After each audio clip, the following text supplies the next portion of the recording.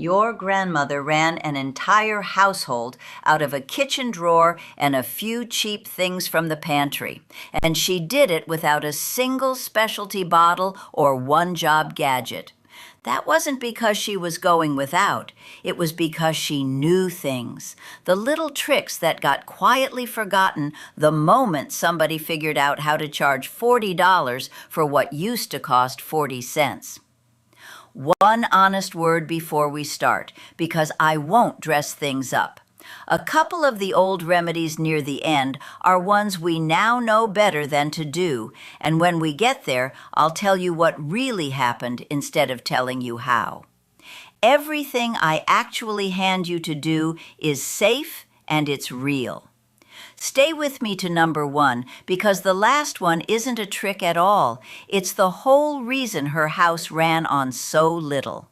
Let's get into it. Number 40. The static that makes your laundry climb up your arm. You pull a load out in January, and the socks cling to the towels, and the towels cling to you, and there's that little crackle every time you peel two things apart. Here's the fix, and it costs about 9 cents. Tear off a sheet of plain aluminum foil, crush it tight into a ball about the size of a baseball, and toss it in the dryer with the wet clothes. It'll run for 50 loads before you need a new one. And here's why it works, which is the part nobody tells you. Static comes from your clothes rubbing together and trading tiny electrical charges until some pieces go positive and some go negative, and they snap together like little magnets. Metal carries a charge away the instant it touches it, so that foil ball tumbling through the load quietly drains off the charge every time it brushes a sleeve. It doesn't coat your towels in waxy softener the way the throwaway sheets do. It just steals the lightning. Number 39. The scratch across the good wooden table that makes you wince every time the light hits it. That pale line where something dragged across and showed the raw wood underneath. Before you buy a stain pen, brew a cup of black tea, strong, 2 bags, let it sit till it's almost black and bitter, let it go cold, then dab it onto just the scratch with a cotton ball and let it dry. Here's the surprising part. Black tea is loaded with tannins, the same natural compound that makes a strong cup taste dry and puckery, and tannins are a dye. They sink into that bare, thirsty wood in the scratch and darken it to match the wood around it. You're not filling the scratch. You're turning a bright, pale line into a quiet, dark one your eye stops noticing. Stronger tea, darker result. Build it up 1 coat at a time. Same box of tea she drank every afternoon. Number 38, the pickle jar that defeats the whole family. Everybody's had a turn. Everybody's red in the face, and that lid will not move. Wrap a couple of fat rubber bands around the outside edge of the lid, 2 or 3 times around, snug, then grip and twist. It gives way. The reason your hand was failing wasn't that you're weak. Your skin was sliding on smooth metal, and you couldn't deliver the force you already had. The rubber band grabs the lid and grabs your palm at the same time, so all your strength actually reaches the seal instead of slipping off the side of it. And rubber grips harder as it stretches and warms in your hand. A drawer's worth of rubber bands, and you'll never wrestle a jar again. Number 37. The bathroom mirror that turns into a wall of fog the second you want to use it. You step out of a hot shower and you can't see your own face. Here's the trick. Before the shower, when the glass is clean and dry, rub the smallest dab of plain shaving cream over the whole mirror with a soft cloth, then buff it off until it looks clear again. It stays fog-free for days. Why? Fog isn't really fog.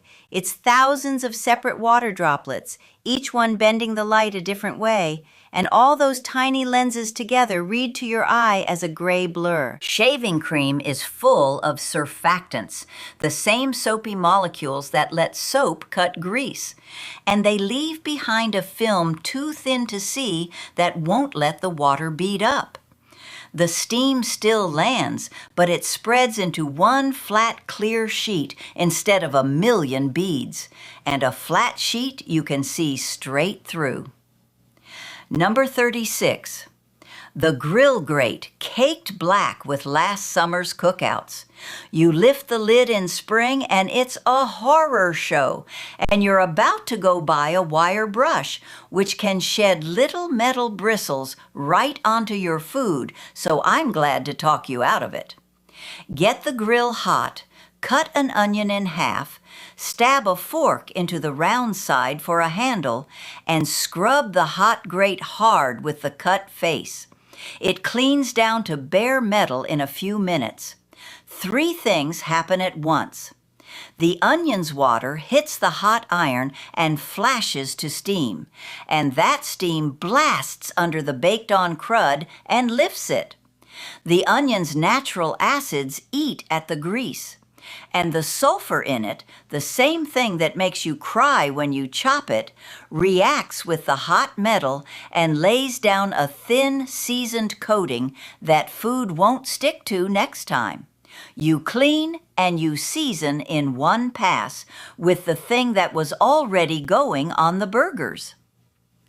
Number 35. The good silver going gray in the drawer, and the toolbox going orange with rust out in the damp garage. Same problem, same cure.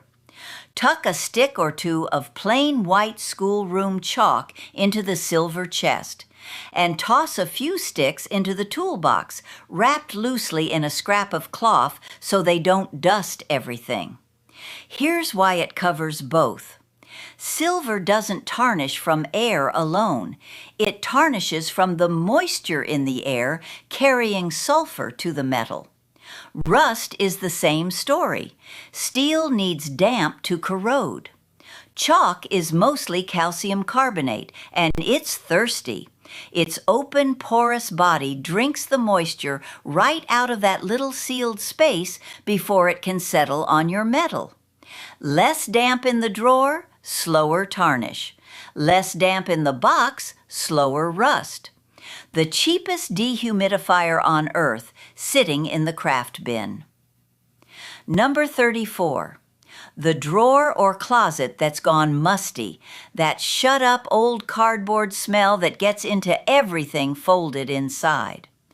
Take a stick of that same chalk or a handful, drop it open into the corner, and the smell quietly lifts over a few days. The same thirsty, porous body that was stealing moisture off your silver now pulls the damp that's feeding the musty smell. I'll be honest, the way an air freshener can won't. If something in there is actually wet, you've got to find that and fix it. But for the ordinary stale of a closet that doesn't get opened enough, a few sticks of chalk beat the can of spray that just lays perfume over the top of the problem. Number 33. The squeaky floorboard that announces every midnight trip past the kids' rooms. You can't pull up the floor, but you can usually silence it from the top.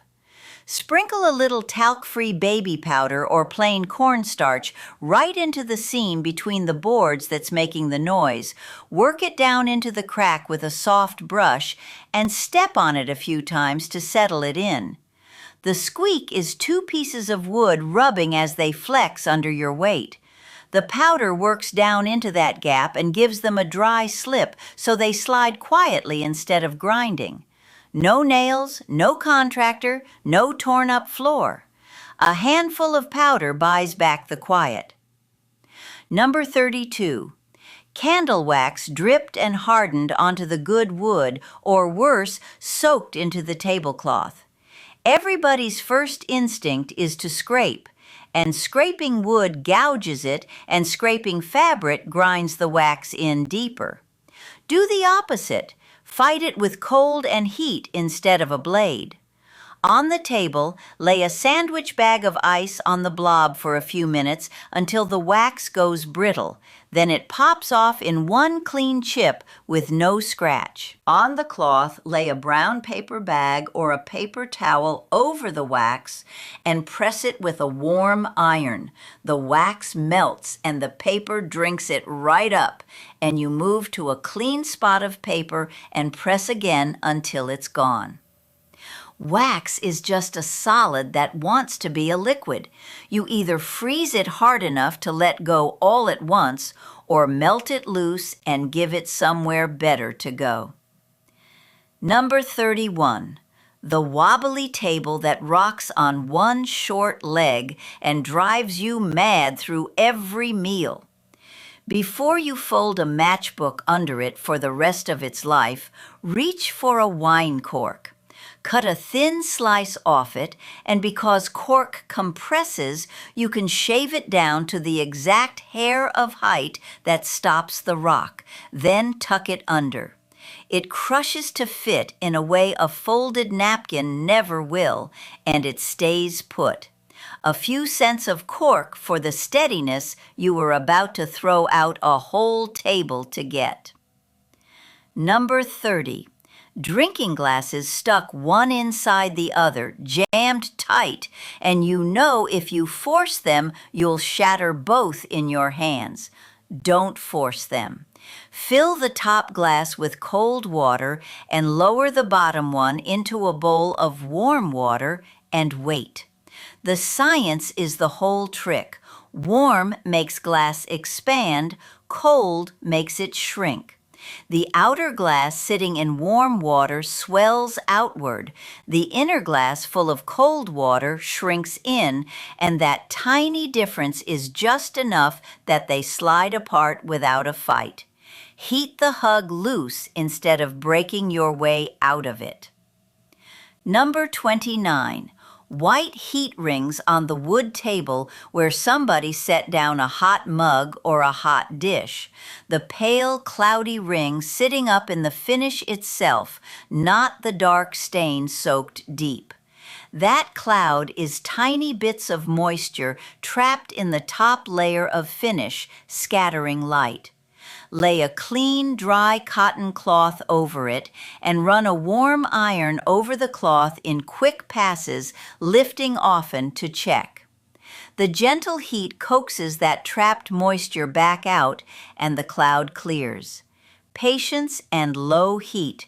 Rush it with high heat and you'll do new damage.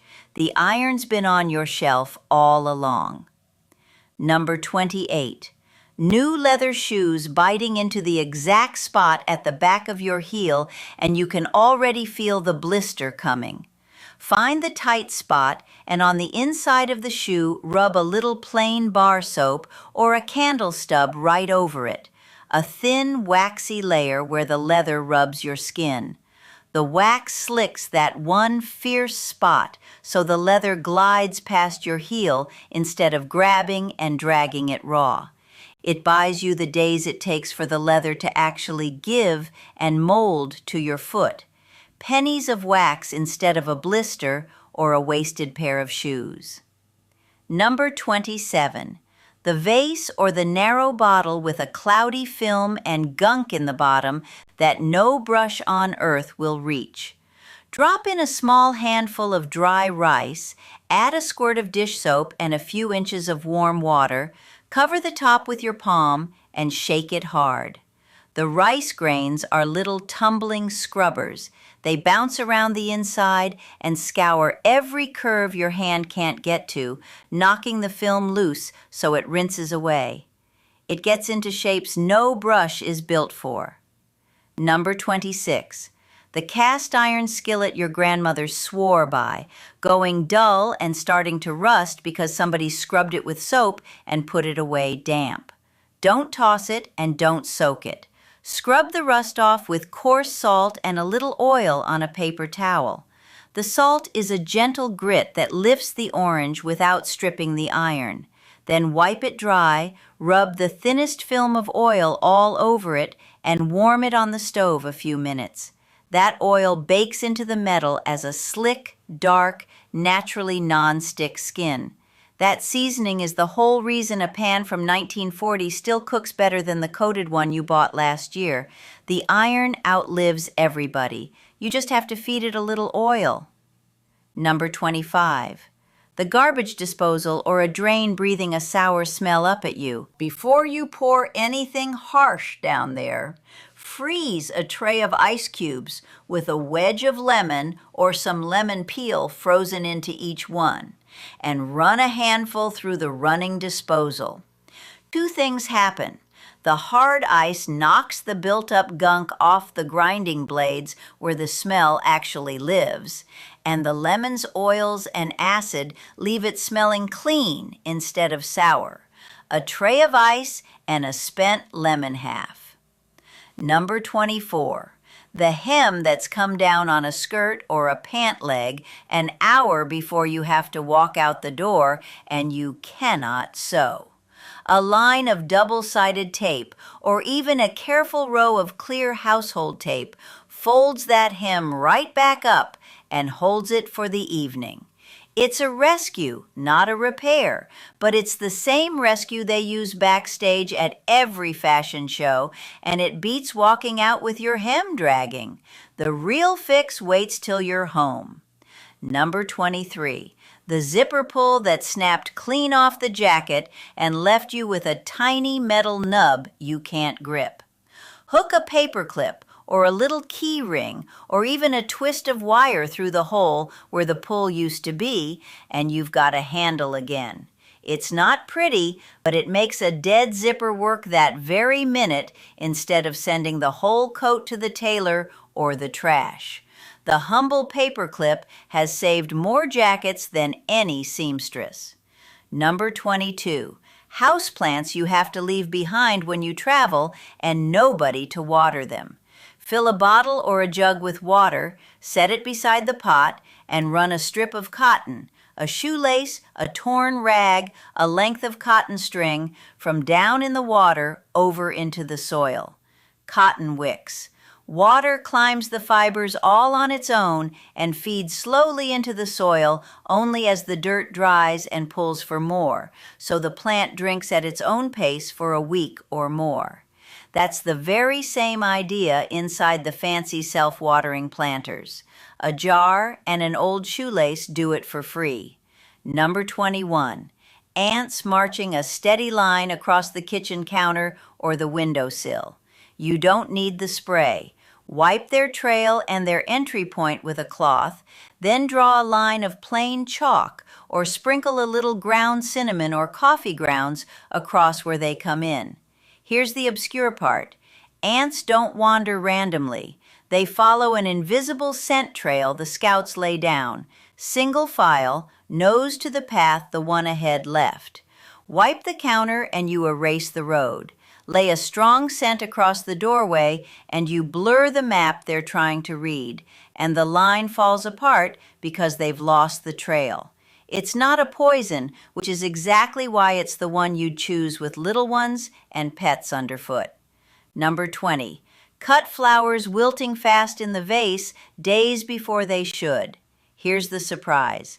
A teaspoon of sugar feeds them, and a tiny splash of clear vinegar, or even a dropped copper penny, slows the bacteria that clogs the stems and chokes off their water. That's the whole secret in those little floral food packets the shop charges you for. Change the water when it clouds, snip the stems fresh on a slant, and ordinary flowers last days longer than anybody expects. Number 19. Stickers and price tags the grandkids have plastered across the furniture, or a label gummed onto something you can't soak. Warm it first. A hairdryer held close to the sticker for a minute. The heat softens the adhesive's grip, and then the whole label peels away in one piece instead of shredding into 100 maddening little bits you pick at for an hour. Heat is the secret, and you already own a hairdryer. Number 18. The wooden cutting board that soaked up the smell of garlic and onion and last night's fish until it perfumes everything you slice on it. Cut a lemon in half, sprinkle the board with coarse salt, and scrub the board with the cut lemon, salt and all. The salt scours into the grain and pulls the smelly oils up. The lemon's acid breaks them down and neutralizes them, and you rinse it to a clean-smelling board. The two cheapest things in the kitchen, out cleaning anything in a bottle. Number 17, the drawer hinge, the kitchen scissors, the garden shears, all gone stiff and grinding. A drop of plain cooking oil worked into the joint, then open and close it a few times to spread it. Metal grinding on dry metal is what makes the noise and the stiffness.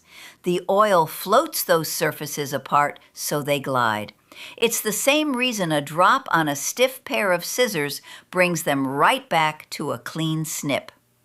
The bottle by your stove does the once-a-year hinge just fine. Number 16, crayon and scuff marks the kids have ground into the baseboards and the walls. Reach for a clean pencil eraser.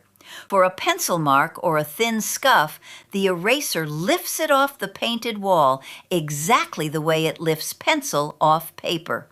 It grabs the loose marking material and rolls it away without taking the paint with it. For waxy crayon, a little warmth from a hairdryer softens it first so it wipes. The very first magic eraser was on the end of your pencil.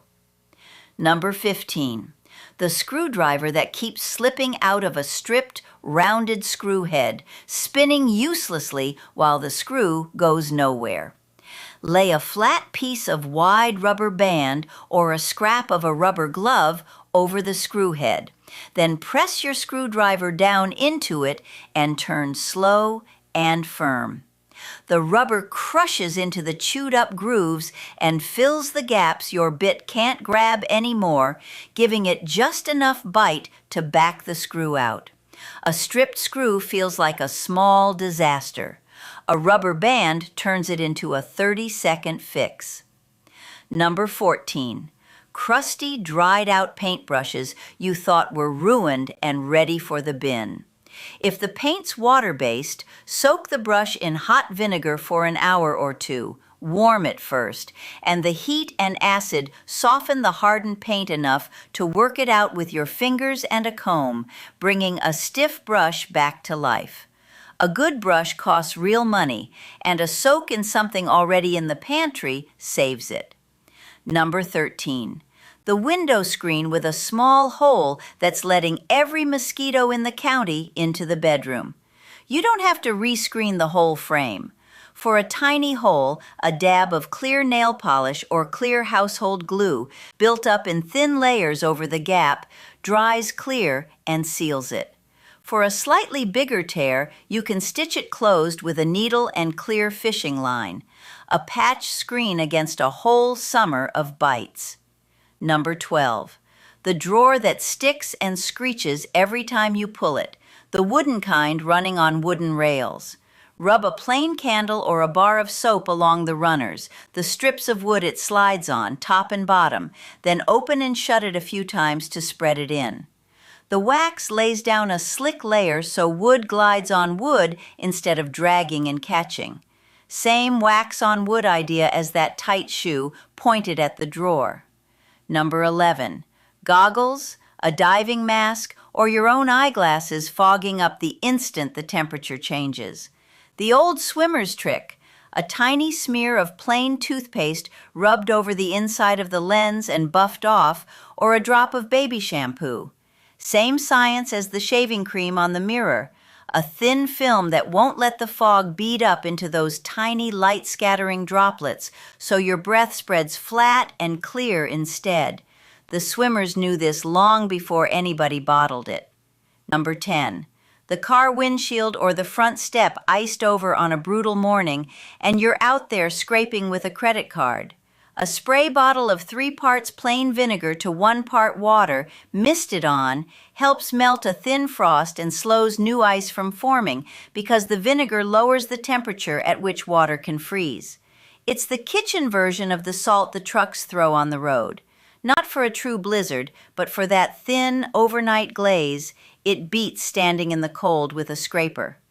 Number 9, the smell of cooking, fish, fried onions, cabbage, hanging in the whole house for 2 days. Don't just spray over it. Simmer a small pot of water on the stove with a sliced lemon, a stick of cinnamon, a few cloves, whatever sweet-smelling scraps you've got, and let it gently steam a while. The rising steam carries that good scent through every room, and the simmering actually pulls the lingering grease smell out of the air instead of masking it. A pot of water and some peels you were going to throw away. Number 8. The drain running slow, the bathtub starting to back up.